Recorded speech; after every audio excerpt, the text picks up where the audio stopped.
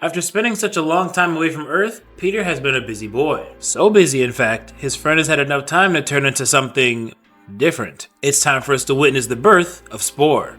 Let's get into it. As we catch up with Peter, and he thinks to himself, no crazed killers, no interstellar travel. I am putting my life back together, finally. Let the Peter Parker apology tour begin. As someone tells him, heads up, I'm gonna need the booth if it's just you, totally, but it's gonna be busy, promise. As he finally takes the time to get back in touch with everyone who's missed him. But no matter who he reaches out to, they're all unavailable, even MJ. As it gets darker, and still, no one comes to Peter's booth. As the server comes back, and now he's getting frustrated with Peter. Bro, if you're not gonna drink and no one's coming, only for Peter to continue to fail miserably, and now it's getting darker outside. Till eventually he just gives up, leaving $2 and running off. $2? That was 4 hours, loser. As we catch up a bit later in the evening with Peter in a warehouse, and he says, are we gonna start? We started when you were 3 blocks away. Oh, theatrical. I was really expecting more of a Planet Fitness vibe. Driving, radio-friendly rockin' rat from early aughts, I have 3 flashlights pointed at you. I want you to dodge the beam. My spider sense doesn't really work like, ow? Nothing? No, I mean, it's bright, but it's not like danger. Pretend the next one's a gun. Dodge it. As another one clicks on, and now I'm legally blind. Sorry. Look, I can't move faster than light. You've never dodged the laser beam? Okay, yes, that's immediate danger. As then, Peter gets shot at. Are bullets dangerous? And now you get your needle drop. As Daredevil and Spider-Man begin to train. And he thinks to himself, I didn't know how much I'd hate a math rock remix of Hell's Bells until this second. Can't complain though. This is what happens when you make a deal with the Daredevil. Quality training, live ammunition, and a god-awful soundtrack. As Daredevil says, when my world expanded, I started by shutting everything out. I lived in a bank vault, slept in a sensory deprivation tank, numbed my skin with topicals so the fibers in my socks wouldn't feel like razor wire. It was a lot of work just to make it through the day with my questionable sanity intact. Wasn't sustainable, too expensive, too restrictive, too wrong.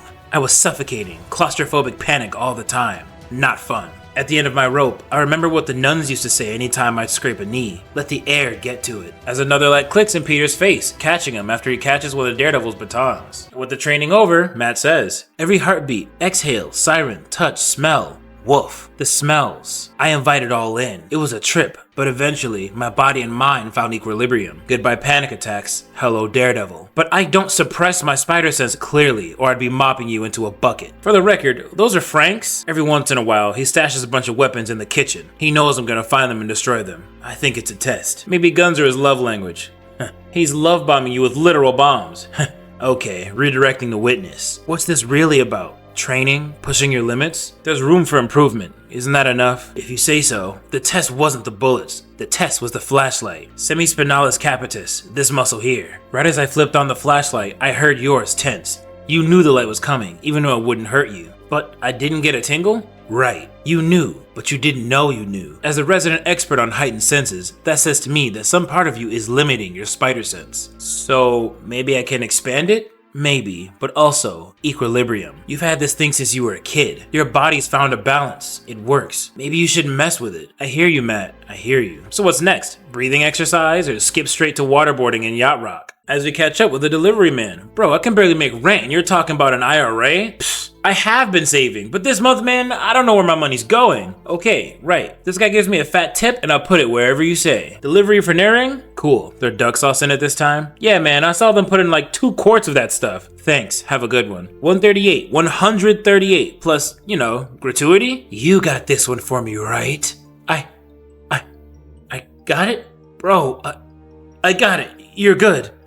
Never better. As he slams the door. As Brian says, sorry, delivery guy. Are you coming back soon? I'm sure the place is falling apart without me, Astrid, but PTSD and stuff. Also, I love milking workman's comp. Hate that I can't tell when you're kidding. The hospital still won't release your records. Yeah, sorry, that's me. Didn't sign the thing. Please do, they need it for the accident report. Rand is quieter without you, no doubt. Everyone's boring except me and Parker on a good day. He's not filling the comedy void. Peter? Peter's on temporary leave. You found something about the accident. I shouldn't talk about it like this. You need rest and I'm done resting. I'll be in tomorrow. Dr. OM should be there too, as he cuts his finger off and it disgustingly grows back. As we catch up with Glitch, despite the cerebral capacity of your species, limited materials, and your childlike grasp of the tenets of chemical and mechanical engineering, your work does not require refinement. There has to be a way to improve my gear, Glitch. I mean, I'm good, but Peter, you invented a novel chemical compound and a device that squirts it in configurations that simulate the disgusting biological imperative of spiders. Relish in your revolting savantism. Simbi, come on, web fluid is expensive, and you suck at compliments, only because I do not try. Ray, how do you feel about some combat training later? As we see a to-do list on Peter's board. Feast cleanup, DD better spider sense, all kinds of things he has to do today, including visit Brian and find his cousin. Stop talking, please. This drama has my full attention. We can train when I have learned exactly how I met your mother. This is chapter 35. Raylith, we discussed this. There is an entire world to explore beyond that couch. The couch is soft and perfect and smells of Peter. I will kill for this couch. We've been through a lot. She's just processing with comfort TV and snacks. In the span of this conversation, I processed the entire searchable internet. A digital cesspool of meaninglessness and despair, in case you were wondering. Also, oddly comforting. Yet you appear set on self-improvement and repairing your life without respite. That sounds about right. Is this living arrangement sustainable once you have succeeded? This is Manhattan. 3 roommates and a pet is the norm. As Simbi gets himself stuck with Peter's web fluid, he'll be there for about an hour. Do me a favor and put some newspaper under him. I used to trade philosophical treaties with the Kree world mind. Shh! The sad man Barney is trying to make a meaningful connection with a life partner. I think he will succeed this time. As we catch up in the Daily Bugle. It's been a little bit, so you probably don't know. I'm pre-diabetic now. Randy's watching every damn thing I put in my plate. Glad you've been out of the loop. Congestion pricing was killing me, so I stopped swinging through Midtown for a while. Sorry. Should I take those back? Only if you want to get beat by an old man. What brings you through my window today? Hoping you have the resources I don't to find someone. Last month, that mess with Carnage and Torment. Of course, Jonah would still be stretching the story out if he was in this chair. Terrified City means a sales boost. Is there another victim? Almost. I saved him, and in the fight, I found out that he's my cousin. Come again? It's how Torment chose targets, family ties. We didn't know that, because if we did, then people will start making connections between his victims and certain masked men. Me, Venom, Eddie Brock. Yeah, Eddie's father and a bunch of relatives we didn't even know were killed. Friends too. It's been rough on everyone. And even though Torment's dead, there's someone out there who could be a future target, because I exist. Always looking out for others at your own expense. You probably already thought of this. I help you. I might unearth a direct line to who you really are. I thought of it, and here I am anyway. Give me the details. As they shake hands. Peter, it's Dr. OM. We need to meet. It's regarding the accident. Waiting to call back isn't in your best interest. I'm texting you an address. Meet me there. That sounds bad. So much for my volunteerism plans. Sorry, Aunt May. Another strikeout by your favorite nephew. As we catch up with May and her boyfriend. This one's hard. This one's hard. We can call in professionals. With what money? No. It may not be my mess, but it is my responsibility to clean it. Otherwise, someone else should be in charge. You're a one tough cookie, May. Bet you're sweet behind I am. Let's get to work. Do you want to wait for your nephew? He promised. It's a Peter promise and a real promise, Rick. You learn to tell the difference. A promise is just a promise where I come from. You deserve better. Excuse me. Hi, I heard you folks are looking for volunteers. Yes. Oh, whoops, May. Sorry, I didn't mean to startle you. No, it's fine. I can come back. No, I'm sorry. You just remind me of someone.